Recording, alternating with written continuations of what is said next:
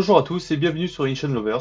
Je suis Antoine de chez 2G Technologies et aujourd'hui nous allons voir comment alimenter le composant Dropdown à partir d'une enquête en base de données en moins de 5 minutes. C'est parti!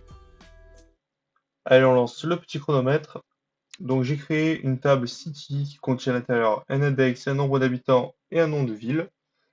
Donc j'ai créé des inserts en base de données pour alimenter mes données.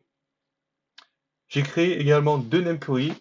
La première Select All qui permet d'alimenter mes tables pour rendre les données plus visibles. Donc voilà, on va retrouver ces résultats-là. Et pareil, Selectity qui permettra, elle, d'alimenter mes dropdowns. De cette manière, avec l'index en premier, le nom de ville. On va partir côté vision. Alors, vision, c'est très simple. Donc là, vous voyez, j'ai fait déjà mon petit binding de select all qui permet de représenter le nom de la ville et par nombre d'habitants. Pour alimenter du coup dynamiquement, on va faire le binding en namequery sur la propriété, enfin, sur la namequery selectity. Tac. Et si on fait play, on voit tous les noms de villes. Côté perspective, c'est un peu plus compliqué. Alors, voilà, j'ai fait également la même chose hein, côté perspective, donc j'ai alimenté ma table, donc avec la query et le pass select all. Donc on retrouve la petite requête en base. Donc on retrouve tous les résultats ici. Et pour le drop-down, alors on peut voir qu'il y a déjà Marseille de présaisie. Hop, voilà. Donc si on veut en ajouter un deuxième, il faut hop, appuyer sur le petit plus ici et ajouter un index. Donc par exemple, si on met en valeur 2 et un label Paris, il va s'afficher également ici. Mais nous, ce qui nous intéresse, c'est de rendre tout ça dynamique. Donc, pareil, on va faire un petit binding sur la query. On va sélectionner la Select City.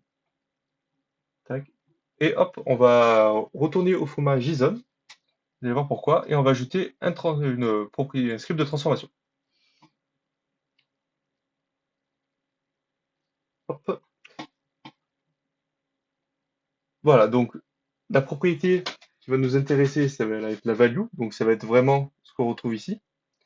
Donc, on voit qu'on là, on a un binding preview qui permet de voir le résultat sortant.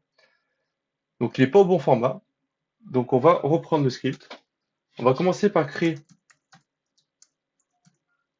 une liste vide qui va contenir toutes nos sorties. Et on va faire une boucle for qui va tout simplement balayer tout le dictionnaire et le mettre au format qui va bien. Donc, on va créer notre petit dictionnaire vide. Hop, ferme la collade. Pareil, alors là, du coup, on va fonctionner avec des clés. Vous avez vu que tout à l'heure, on avait par défaut value et label qui se créent. Donc, on va reprendre cette nomination-là. Donc, pour value, comme ceci.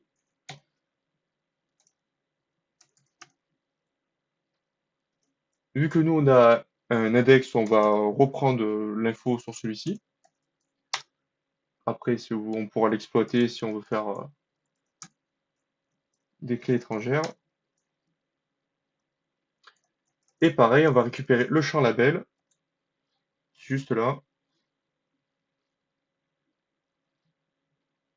sur l'entrée.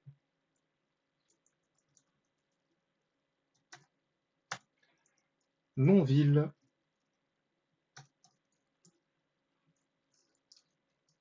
Voilà.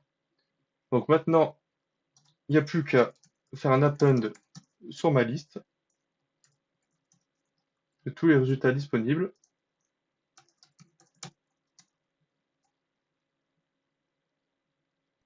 Et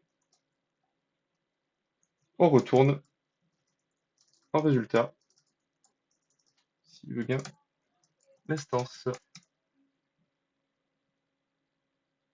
Apply, OK. Et là, on retrouve toutes les données. Pareil jusqu'à Toulon. Donc on a vu qu'en 4 minutes 34, on pouvait tout simplement faire un binding et sur Vision et sur Perspective des données présentes en base de données. Merci d'avoir regardé cette vidéo, c'était Antoine de chez 2G Technologies, société experte en informatique industrielle. 2G Technologies est intégrateur en France et en Europe. L'entreprise est certifiée intégrateur premier par Inductive Automation, le plus haut degré de certification Solution Nation. À bientôt Solution Lovers!